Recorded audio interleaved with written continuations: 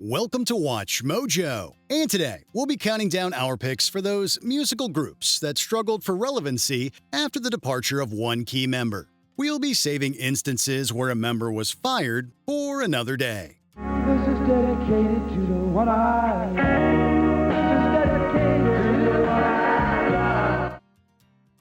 Number 10. Rage Against the Machine. Member, Zach De La Rocha. Those who died are justified, but wearing the bad, take a something right. The fire of Rage Against the Machine's politically fueled rock apparently burned too brightly to last a very long time. The group's early years lasted from 1991 to their first breakup in 2000, when frontman Zach De La Rocha announced he was leaving Rage Against the Machine. What better place than here? What better time than now?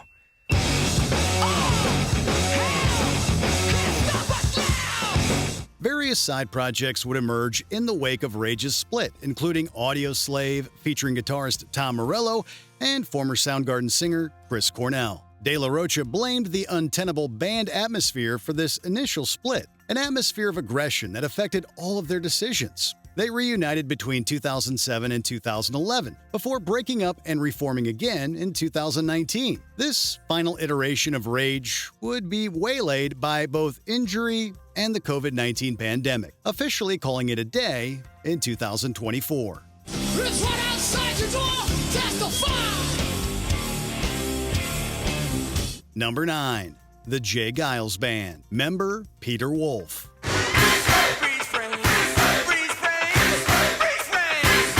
It can often be a difficult balancing act, making every member of a band happy as the creative process flows from album to album. The Geils Band found commercial success with their 10th LP, Freeze Frame. The success of singles like Centerfold had some members of the band pushing for an even more radio-friendly sound, however, which didn't sit well with lead singer Peter Wolf. My blood runs cold. My memory has just been sold. My angel is the centerfold. Angel is the centerfold. He departed the group prior to their final studio effort, You're Getting Even While I'm Getting Old, which featured keyboardist Seth Justman on lead vocals. Wolf did tell the Atlanta music scene in 2016 that he didn't leave the band, but the creative differences between Wolf and Justman almost certainly created a rift that helped push Wolf out the door. She didn't know that she was packing. She didn't know my heart was cracking. Number 8. Dead Kennedys. Member, Jello Biafra. Don't try to understand them, just hope and random. So we'll be living high and wide.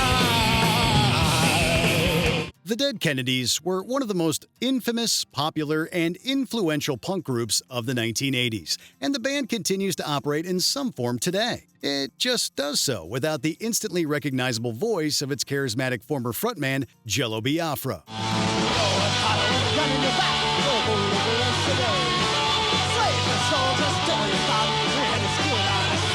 The split between Biafra and the other members of DK was anything but amicable, centering not only around allegations of unpaid royalties, but also of Biafra not wanting to compromise his morals or political ideals. The singer would continue to perform certain Dead Kennedys songs with other groups, such as the Melvins, but the band never reunited with Biafra at the helm, and probably never will. You demonstrate against somebody with light.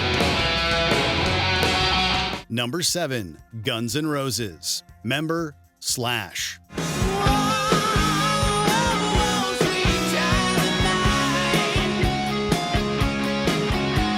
There are some GNR fans out there that will, perhaps rightfully so, claim that the group's hard rock sound honestly hasn't been the same since Izzy Stradlin left the group. An even larger number of fans will probably single out the departure of Slash back in 1996 as the official nail in the coffin for the classic era of Guns N' Roses. Nothing lasts forever, even cold November rain.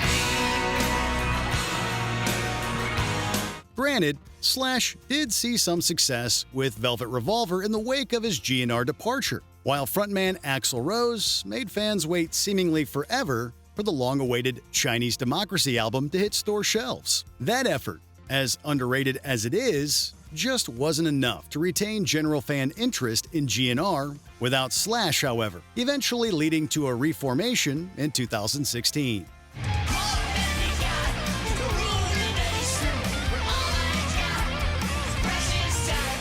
Number 16. The Mamas and the Papas. Member, John Phillips.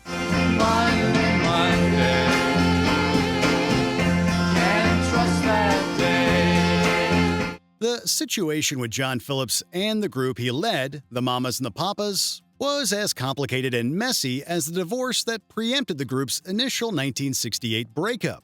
The combustible nature of Phillips's creative relationship with singer Cass Elliot also contributed to this breakup, although this version of the Mamas and the Papas would eke out a final studio effort, People Like Us, in order to fulfill their record contract.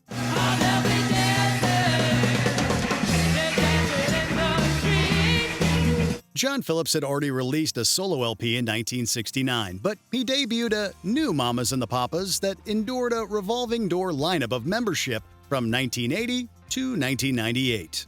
Each night before you come back, my baby, with the Number 5. Creedence Clearwater Revival. Member, Tom Fogerty.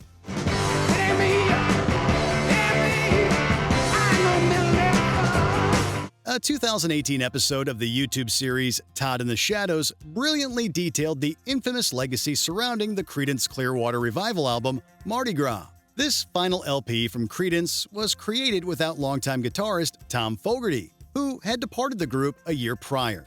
The members of Creedence had long disagreed over the level of influence Tom's brother John had over the group's songwriting, with Mardi Gras existing as a product of these arguments. An album where Creedence members shared songwriting duties and lead vocals, and an effort whose mixed reception ultimately led to it being their disappointing swan song.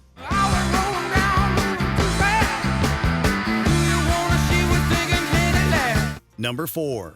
The Police. Member, Sting.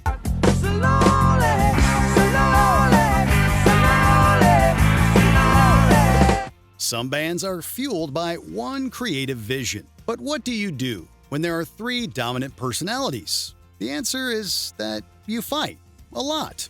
The Police were certainly no strangers to arguments, but they always seemed to keep things together as Sting, Andy Summers, and Stuart Copeland conquered the rock charts. Sting ultimately decided to go solo, however, and decided to depart the Police just as the aforementioned success was reaching an apex.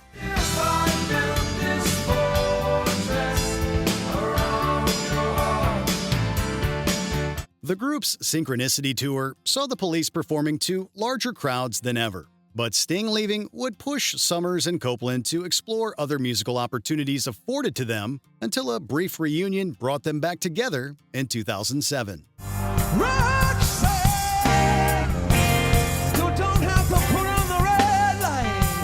Number 3. The Smiths. Member, Johnny Marr. I would go out tonight, but I haven't got a stitch to wear. The Smiths were definitely a group that benefited from a strong rhythm section, but let's be honest, for fans, it was all about the creative relationship of Johnny Marr and Morrissey. Theirs proved to be a fruitful musical partnership, but guitarist Marr would eventually leave the Smiths in 1987 prior to the release of their last album, Strange Ways, Here We Come. I was delayed, I was waylaid.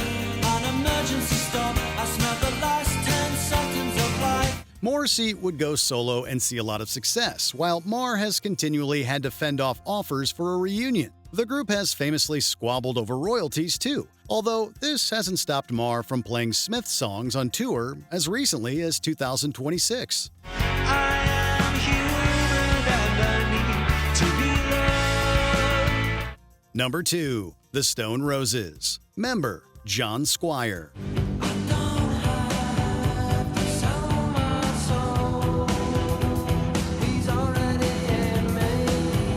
The Stone Roses were, at least for a while anyway, your favorite band's favorite band. Then guitarist John Squire left, and it all came crashing down to a sudden end.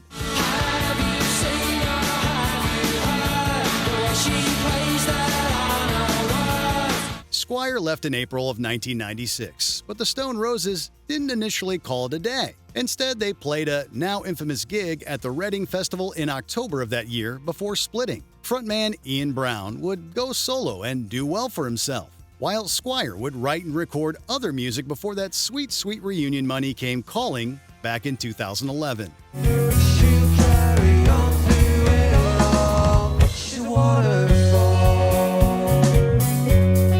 Number 1. Genesis. Member Phil Collins. But why does it always seem to be me looking at you with you looking at me? It's always the same, it's just a shame, that's all.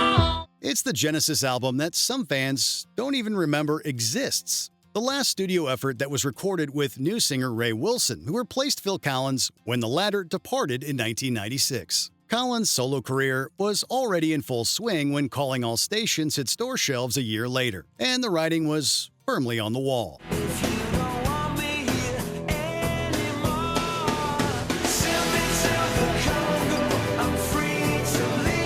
A North American tour to support the ill-received effort was canceled due to poor ticket sales not once, but twice. Wilson's tenure with Genesis didn't last much longer than this, and the group eventually reunited with Collins in 2007, before finally hanging it up in 2022, due to Phil's health. I can show you some of the people in my life. Can you think of any other instances where a major member departed a group and created some seismic creative shifts? Let us know in the comments.